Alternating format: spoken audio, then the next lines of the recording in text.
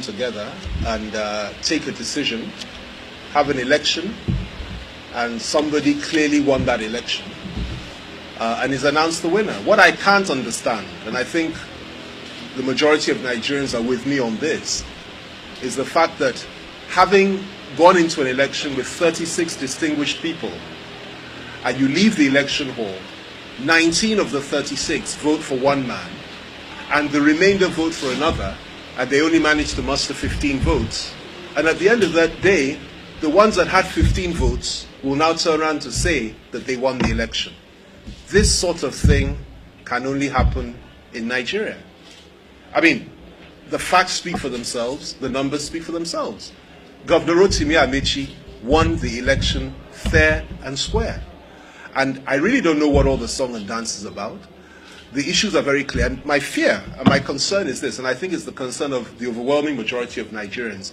If it is that in a room of 36 distinguished governors, people that we respect, people that are leading this country, if it is they conduct an election and we have a clear winner, and the losers cannot accept defeat simply because the president or somebody somewhere is telling them not to, then we really have to be very concerned about what may happen in 2015. Because are we to expect the same script to unfold at that time when, and I believe it's going to happen, if President Goodluck Jonathan runs for election on the PDP platform, and if a candidate is put forward by the APC, and the APC remains united, I believe that in that equation and in that situation, the APC is more than likely going to win the presidency. And by the grace of God, that's what will happen. Now, having won, are they going to do the same thing that they've done now? Split the governors' forum, create a faction and say, we won, even though you got 3 votes less? Are you going to say when you lose in 2015 that, okay, let's split the country and we will rule the part that voted for us? This is not the way it's supposed to be. And I, for one, cannot be in a party that plays such games. This is about nation building. It's about the future of our children, our children's children, the future of our nation. And it's about time that people stood up to authority and to power. I'm not one of these that intimidate those that are intimidated by the presidency or anybody, because I believe all power belongs to God. And I am telling you today that the PDP, if it doesn't get its act together soon, is going to create a major problem for Nigeria as a nation. As far as I'm concerned, it's a sinking ship. It is a ship that is beginning to fall at the seams. They're turning on one another. There's no accommodation for any form of being reasonable or rational or fair to one another.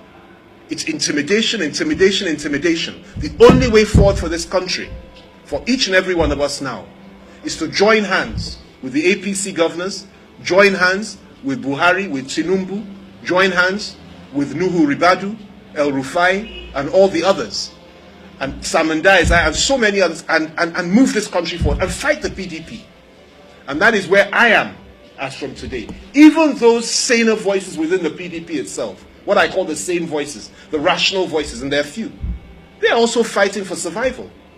People like President Obasanjo, my boss, and he will always be my boss and my oga, somebody that helped build this party to the formidable party that it once was, where everybody had the right to express their view and will settle issues from within. Even under his own time, things were so much better. But the PDP of Obasanjo is not the PDP of today. It is a different party entirely. And even the Obasanjos of this world are not having it easy there because they're not even being fair to him. So what are you talking about? I admire the fact and I respect the fact, and I am eternally grateful for the fact that I served in a government which President Obasanjo led. But I was Obasanjo, not PDP. I was Obasanjo, not PDP.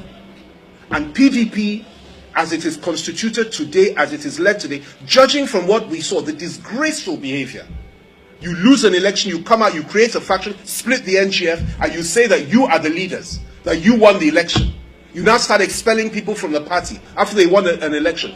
They are driving everybody to the opposition. And as far as I'm concerned, it's a good thing. It's the work of God. Nigerians should not be intimidated. They should not be scared. They should stand up and speak to power. Forget about their patronage they're dispensing. Forget about the fact that they're saying that they will intimidate people, lock people.